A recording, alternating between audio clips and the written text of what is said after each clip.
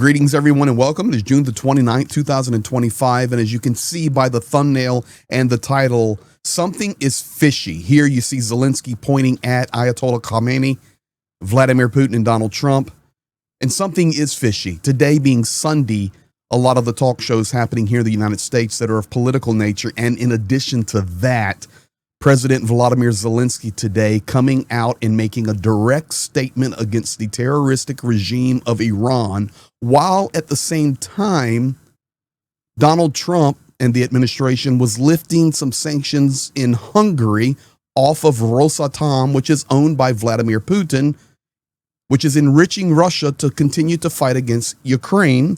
Khamenei was making statements against Trump. And we also have complete chaos in regard to what actually happened in Iran, and Lindsey Graham now talking about sanctions. And you may ask, Greg, all of those topics, is this connected?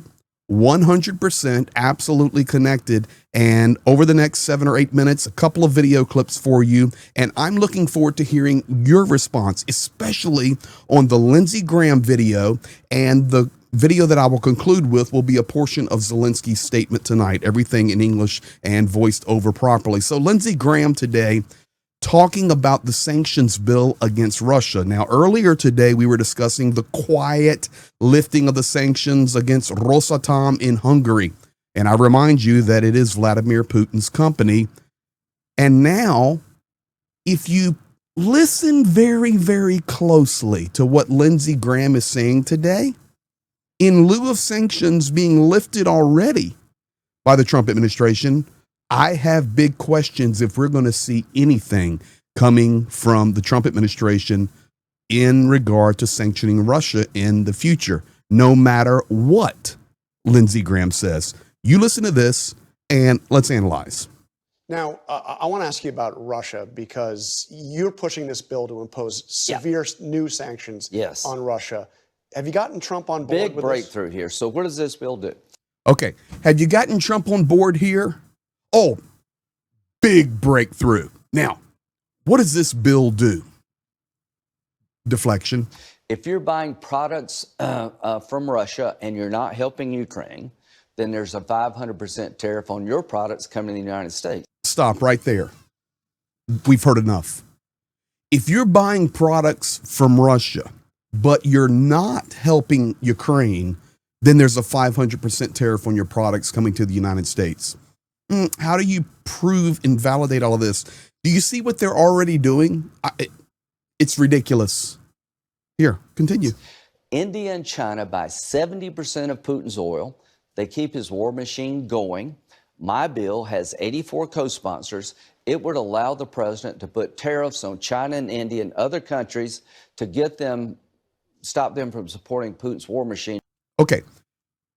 India and China by 70%. Listen, we're already in a tariff war with China, and how's that working out? We've seen the Trump administration back down. Additionally, India as well, having the largest contract, and that is a fact, purchasing oil from Russia.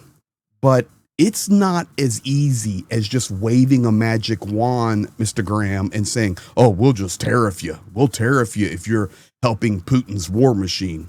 Just continue to listen. To get him to the table. For the first time yesterday, President told me. You were playing golf with him. Yeah, I was playing golf with him. Oh, my goodness. It's time to move your bill. There's a waiver in the bill, Mr. President. You're in charge of whether or not it's to be implemented. You hear it, guys? There is a waiver in the bill. And Mr. President, excuse me, make sure your putt is lined up properly. Mr. President, you will have full control of whether the sanctions will be implemented. But we're going to give President Trump a tool in the toolbox he doesn't have today after the July break. Now, we're going to have the July break first. Then we're going to come back and we're going to work on this, and we're going to give President Trump a tool in the toolbox. Let's go back a month ago when Lindsey Graham was screaming the rhetoric, Russia, you're going down. China, you're going down. No, now we're on the golf course and we're giving Donald Trump a tool to put in his toolbox to make a decision how and when he wants to. We're going to pass a bill that would allow the president. president. He's going to sign it. Yeah, I think we're in good. And he's going to sign it. Well, yeah, I think we're in good shape. But he has a waiver. It's up to him how to impose it. But we're trying. It's up to him how to impose it. It's not my words, guys. This is unbelievable. Something is fishy here. Trying to get Putin to the table. We're trying to get Putin to the table. Well, I got news for you, Mr. Graham. Easing the sanctions in Hungary today with Rosatom does not get Putin to the table. You just pushed him further away from the table. You really have no clue how to deal with Vladimir Putin. Let's continue now. So many questions. I was waiting on this one, but the Washington Post reported they received access to some private messages between Iranian officials. And they were discussing the American strikes and how the attack was less devastating than they expected. Now, I was already seeing this from the guys, the Mossad, IDF, that I follow and trust in Israel, also in Middle Eastern channels that I follow that are in Farsi and others, and I get them translated. They've all been saying the same thing, that the damage is not there. The Trump administration is glossing over the reality of this. Even part of the Joint Chief of Staff, the United States military leadership, it says, nah, we didn't do the damage that they're saying we did. It's not obliterated. So I can confirm to you, it's not just the Washington Post, but there is a lot of talk out there with sources I trust that the damage is just not there. Ayatollah Khomeini responding. Now, this was not his direct tweet. He was responding to tweets that Trump was putting out. He said the president of the United States, in describing what happened, exaggerated unusually, which turned out to be necessary for that exaggeration. Anyone who heard those words understood that beneath their surface, another truth existed. Listen, beneath their surface, another truth existed. They couldn't do anything and exaggerated to cover up and conceal the truth. Now, the reality is time will tell, because even IAEA coming out today, Grossi, and saying we have no access. We are banned from going there. I can't even go in the country. And we have no security camera, no CCTV, nothing to document what is going on. But we have satellite imagery where we're seeing this is the crater sites at Fordow. And we already see trucks, bulldozers, the open impacts holes, excavation going on. They're cleaning this place up, and we have no idea what the damage is on the inside. That's the truth. Now, this is where it gets strange tonight. President Zelenskyy, and this is what I promised you for the last part, tonight in his address called out the evil of the Iranian regime and the partnership with Vladimir Putin. I've cut out this excerpt of his evening address because I want this video to be very focused, because, ladies and gentlemen, no question, something's fishy going on in regard to the sanctions, to Iran, and to where we're headed with our support of Ukraine. Take a listen to this. We are also fully aligning the European sanctions package targeting the regime in Iran, which includes numerous entities and numerous companies not only involved in military production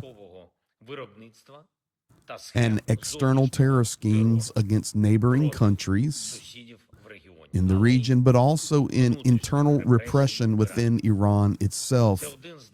It is one of the most brutal regimes in the world. No surprise that Putin found common ground with it. There he is. He's calling out Iran. It's one of the most brutal regimes in the world. Ukraine is actively participating in the heavy sanctions against it, and it's no wonder that Vladimir Putin has found a partner with Iran. Ladies and gentlemen, that's just a few hours ago. Something for sure is fishy. We will see. Time will tell. What are your thoughts tonight on this? What are your thoughts on Graham? You think we're accurately looking at that, how he's manipulating those words? And what we're going to see is Trump's going to have full power over these sanctions. And we saw the evidence of how they view the sanctions today with this little surprise in Hungary with Rosatom. And also, you're surprised that Zelenskyy and Ukraine so actively involved against Iran? Of course they should be. That's where the Shahed technology has come from. But it tells us everything is connected here. It's what we've all said together for years now. Time will tell, and we'll be on it every day. I also want to make this statement here. If you've made it to the end of the video, this coming Tuesday, in 2 days, starting a huge fundraiser, partnering with Project Konstantin in honor of Peter Michael Fouché. We celebrated and honored. I spoke with his family. We celebrated his life. I just tell you straight, because he was a legend and a hero and my best friend. And we will be starting pretty large fundraiser, partnering with Project Konstantin, memory of Pete, and honoring him, and also Professor Gertis. So keep looking out for that. It's called Project Awake. Look forward to you being there and participating in it. You guys be blessed, and drop your comment. What are your thoughts on some of this fishy stuff going on? I look forward to hearing, reading, writing, commenting, replying, and we'll see you soon.